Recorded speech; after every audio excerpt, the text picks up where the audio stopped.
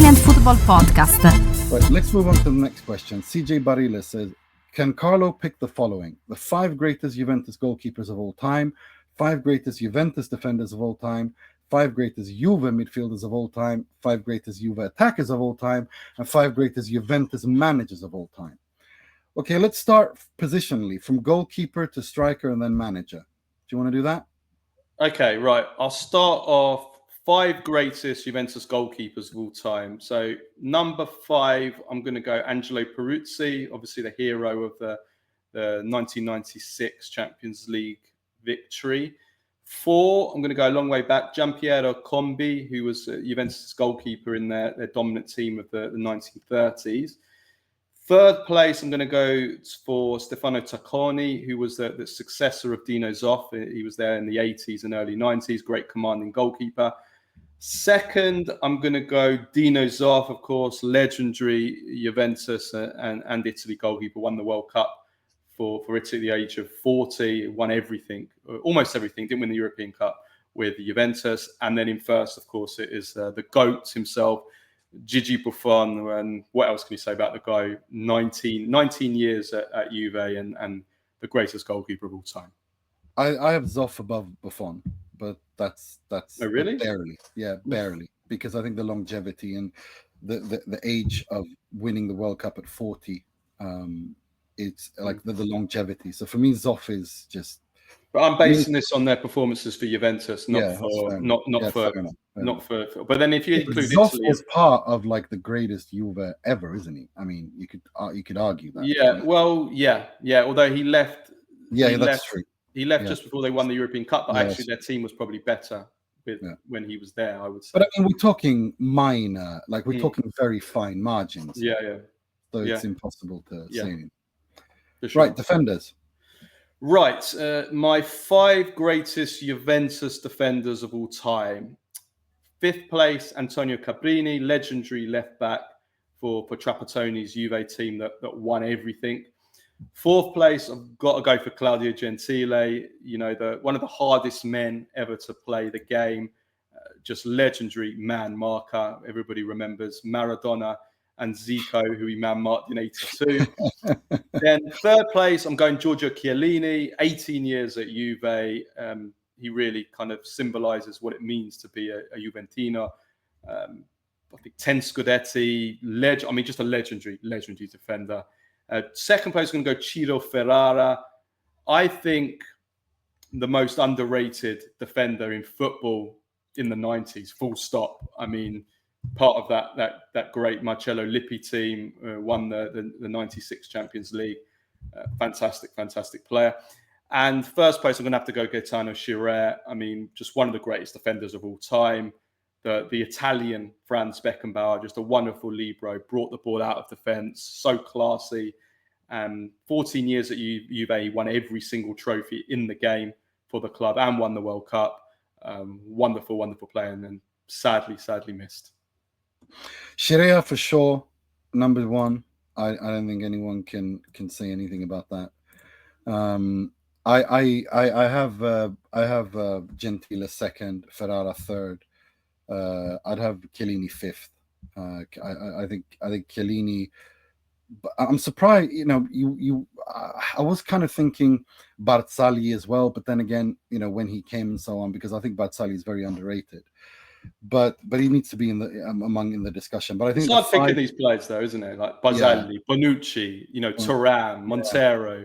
I mean, Cannavaro. I mean, even though Cannavaro wasn't great, he was only there for 2 years. But when I've picked these players, I've tried to combine a bit of everything. Like there's the longevity, there's the trophies they won, there's the era they played in. Well, that's the thing. I think the era they played in is why I can't put Chiellini that high up, because Cabrini, Gentile, they played in the era of Italian football when Italian football was just the best. For sure. But then at the same time with Chiellini did still reach 2 Champions League finals and was an important part of, great Juventus teams. Okay, they fell short. They didn't win the Champions League, but they were still playing, under the beginning of Allegri's reign, they were still top 3, top 4 teams in Europe, which you certainly can't say about anything in the last 6-7 years at Juve. Do you know what I mean? So Yeah, but I agree. I do agree with your point. Yeah, it's difficult, but yeah, I mean, we're talking about some of the best defenders to ever play the game. Like, there's not much between any of them. No. Right, the midfielders. Okay, this is really hard. So my 5 greatest Juventus midfielders of all time. 5th place, I'm going to go Andrea Pirlo. Only 4 years at Juve, but what a 4 years at the end of his career. 4th place, I'm going to go Marco Tardelli, brilliant box-to-box midfielder of Trapattoni's great team that won everything domestically and in Europe and internationally. 3rd place, I'm going to go for Franco Calcio. Again, very, very underrated wild midfielder. He was purely world-class throughout the 70s and just a fantastic player. 2nd place, I'm going to go Pavel Nedved. I mean, this guy was just a force of nature, wasn't he? I mean, 2000s. I think he was very underrated at Juve. Like, his era at Juve is underrated. I think he was for me, he was unbelievable when he was at Juve. Amazing. I mean, he won the Ballon d'Or in 2003. I mean, I think he had one of the best shots on both feet that we've ever seen. Like, if you were to say to me, pick a player, which player was the best ever at long range shooting with both feet, the ability to shoot fantastically off both feet. Pavel Nedved is up there with a lot of players. He was incredible. And but first place, there is only one. There's only one. There's only one, and that is Michel Platini. I mean, he won the Ballon d'Or 3 times in a row at Juventus, which says it all. I mean, he's a genius. He's, for me, the best passer of a football there's ever been, and he was a prolific goal scorer. He was incredible at assists, at free kicks, at penalties. He was the perfect player. He was just a genius. And yes, I haven't included. I don't understand Zidane. this. I haven't included Zinedine Zidane. Why not? He's up there. Well, who do you take out? That's the thing. I mean, thing is with Zidane joined Juventus in 1996. Zidane was world class at Juve in 96, 97, and 97, 98. So for 2 seasons, he was a fantastic, incredible world class level for Juve. But in 98, 99, 99, 2000, and 2000, 2001, he played in some Juve teams which weren't particularly great, and he wasn't particularly great either. He was decent in those 3 seasons. He was good in those 3 seasons, but he was playing for quite a weak Juve, who didn't perform well in those years. Okay, they still went close to the Scudetto under Ancelotti, and they had, but it wasn't a great Juve team, and his numbers weren't that great. If you look at his numbers in terms of goals and assists in those seasons as well. So really, that's why. That's not to say he isn't a Juventus legend. He is. He is a Juventus legend, and he's an incredible, and he's close to being in my list. I'm just saying that, would I put him ahead of these other players? I mean, some would say Pirlo played in a weak era. Maybe Pirlo shouldn't be in it. Maybe that's me romanticizing a little bit. Maybe. But I think that's the funny thing. I think Pirlo at Juve was ridiculous. Like, I think he was. But playing in a weak Serie A, people would argue. Do you know what I mean? So yeah, that's where. Like, but who would you kick out for Zidane? Like, it's hard. Do you know what I mean? It's very hard. It's very hard. If we're just going with peaks, maybe I'd probably. Yeah, with peaks, you'd put Zidane in. If you're talking about peak, if you're talking about who is the 5 best midfielders who played for you, of course Zidane's in it. Of course he's probably second on this list. That's exactly it. I have Platini. I'd have Zidane. But we're not doing that on that. We're doing it on their performances overall. for Juve. So that's why. Yeah, that's fair. That's fair. That's fair. That's fair enough. What about forwards? This is difficult. How do you pick 5 Juventus forwards? I mean, how do you pick any 5 forwards at any Italian club? Do you know what I mean? There's been so many. Probably harder for Inter than it is for Juventus, to be honest. There's been some incredible, and Milan. I mean, it's impossible. So you're going to get people moaning, pissing and moaning at this, whatever I do. So bring it on. But yeah, my 5 greatest Juventus attackers of all time. 5th place, I'm going Roberto Baggio. He is my childhood idol. So he has to be in it. Only there for 5 years, and it wasn't a massively successful Juve, although They did still win a Scudetto and a UEFA Cup when a UEFA Cup was really hard to win. And he won the Ballon d'Or at Juventus in 1993 after leading them to the UEFA Cup with one of the greatest individual seasons I've ever seen. Fourth place, I'm going for Omar Sivori, who was the Maradona of the late 50s and early 60s. He was just an incredible dribbler, unbelievable player, Sivori. Third place, I'm going for John Charles, who was the gentle giant. He was Welsh striker, massive. He was a giant. He formed an incredible, unstoppable partnership with Sivori. Those two together were just. And he played as a central defender towards the end of his career. When he could play defense, central defense, and in attack. Yeah. He was amazing, and he was voted. John Charles was voted as, until the time of Maradona, the greatest ever foreign player to play in Serie A by Serie A fans. So that shows you kind of how good he was for those that obviously don't remember him or haven't seen him play. Second, I'm going to go for Roberto Bettega. I mean, he was in the 70s. This guy was just pure class. He was the complete striker. He had everything. Headers, his flicked goals especially, he was famous for. His link-up play, an amazing finisher. During the 70s and early 80s, I mean, unbelievable player. And he would have gone to the 1982 World Cup as Italy striker if he hadn't got injured. That's the only reason Paolo Rossi went, was because Bettega got injured and Beatzot put in Rossi instead. And he was grey. He went grey early as well. Famous kind of footballer from sort of like that went grey, like famous grey footballers. Maybe the greatest grey footballer ever, maybe. I think. Can't think of one better than him. And in first place, I have to go for Alessandro Del Piero because, he's Juventus' all-time top scorer, 19 years, just an icon, beloved by the fans, won everything in the game as well at Juventus, won every honour domestically and in Europe, or the major European and international honours. And Champions League legend, somebody that always performed. I think if you're going into history and picking the 5 greatest Champions League players of all time, I think Del Piero is in it because he scored in Champions League finals, he scored in semi-finals, he was top scorer, he performed in the big games, he had so many iconic goals, iconic games. Champions, I mean, for Juventus, there's no doubt the guy was just unbelievable.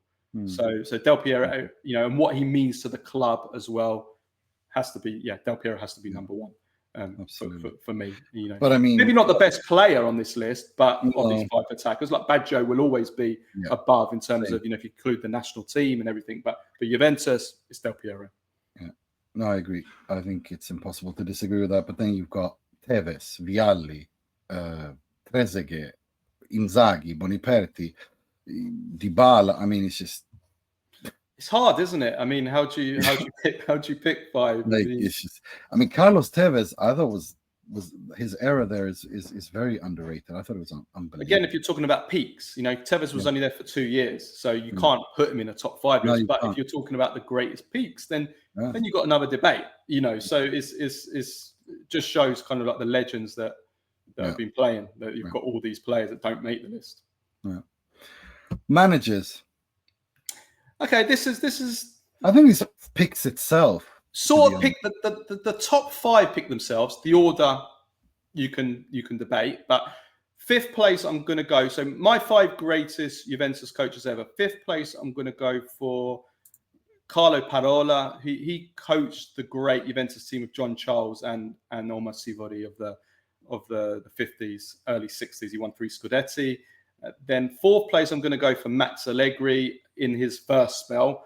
5 Scudetti in a row, 4 Coppa Italias he won.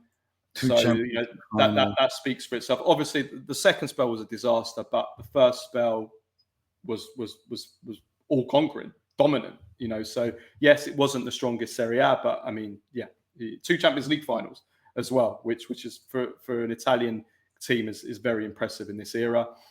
3rd place, Antonio Conte. I mean, he rebuilt Juventus team that's on its knees after Calciopoli, and they were just an embarrassment. To 7th place, he takes them to the Scudetto, wins 3 in a row. He builds this new great Juventus that went on to dominate under Max Allegri. So it has to be Antonio Conte. Second place, Marcello Lippi. I mean, he had two really successful spells there. The first spell, of course, won everything in football, including the Champions League. The last time Juventus have won it, and maybe the last ever. 5 Scudetti in total, 3 Champions League finals in a row. Underachieved, really, because they were the best team in the world and they should have won more than once. So Lippi in second. And then in first place has to be Giovanni Trapattoni. I mean, he is Juventus's most successful coach of all time. 14 He literally trophies. won everything there was to win. He did. There was nothing left to win, Trapattoni. Like, he won European Cup, Champions League, Cup Winners' Cup, UEFA Cup, Club World Cup, or the Intercontinental Cup, European Super Cup. He won everything in Italy. I mean, his 10 years at Juve is just insane. So and he had a second spell in which he still won. He still won more trophies. Didn't win the Scudetto, but he won the UEFA Cup in his second spell. Yeah.